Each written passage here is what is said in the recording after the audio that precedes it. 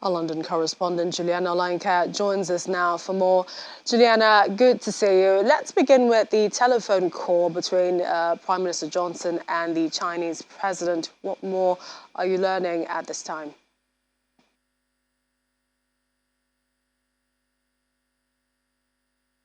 Issue pointed out between Xi Jinping and Boris Johnson as frank and candid, and that it was not really about a nation-to-nation discussion, but of course to discuss the geopolitics of the world, which is and the fallout because of the Russian invasion of Ukraine. I think observers have been pretty cautious about China's response to what's been happening over the past month. Some would describe them as being pretty neutral. We haven't yet heard a public rebuke of Putin by President Xi Jinping. And I think Boris Johnson, fresh from the extraordinary NATO meeting yesterday, wanted to pile some pressure on the nation and try to avoid China becoming the go-to power player in retaliation or in response to some of these pretty strong sanctions that have been imposed on Russia by the West. Last week, Xi Jinping did speak to President Joe Biden, where I think the US made it pretty clear that in terms of China's economic future, it seems to be more tied closely to the West in terms of imports and exports than to Russia.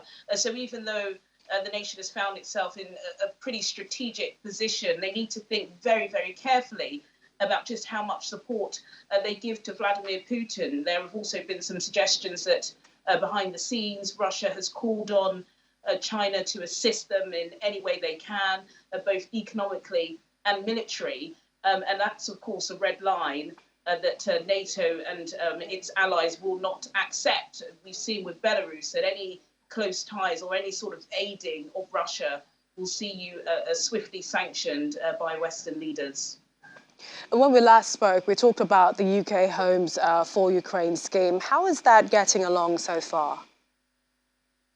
Yes, so the Homes for Ukraine scheme, just to remind viewers, is a sponsorship visa route that Britain set up, and it's been run by Senior Cabinet Minister Michael Gove. And it basically allows Britons who qualify after being vetted to open up their homes to a Ukrainian refugee for a minimum of 6 months. You get a stipend of £350 to say thank you.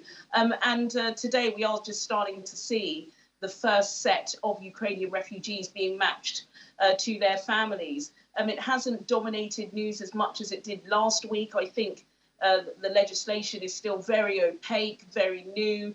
As you were just saying, it has faced a lot of criticism. Some think, again, it's just, piled up with layers upon layers of bureaucracy. The fact that any Briton, and I believe there are 150,000 people who signed up, anybody who wants to take on a Ukrainian in their home must name the Ukrainian individual once you begin your application. So over the past couple of days, lots of independent technology actors in Britain have tried to set up portals to make it so much easier for Brits to be matched with Ukrainians. So it is facing lots of hurdles, but that is one of the most solid routes for those who are fleeing to get into the UK.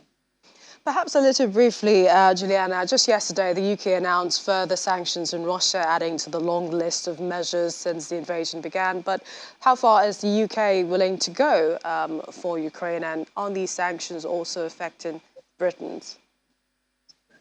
Well, the sanctions certainly shouldn't be affecting Britons. They should be affecting Russians. Of course, that's exactly what it's designed to do. And there have been 1,000, just as Biden touched down in Brussels. Liz Truss, the Foreign Secretary, did announce these further sanctions on, I believe, 60 targeted individuals, businesses, elitists living here in the UK, one of them being Sergei Lavrov, the Foreign Minister of Russia's stepdaughter, who owns a £4 million home in Kensington, as well as 6 other banks and the Wagner Group, which is supposed to be a private paramilitary group. it's been described as Putin's personal army. But it's now the list of sanctions has grown to over 1,000. Again, it was short and probably slow in starting off, but Boris Johnson and this government are really keen to put their foot forward to show the world that even though, London is apparently filled with dirty Russian money, not my words, they are doing their best to clean it up. Thanks, Juliana Lainka, our London correspondent, joining us there. Many thanks again.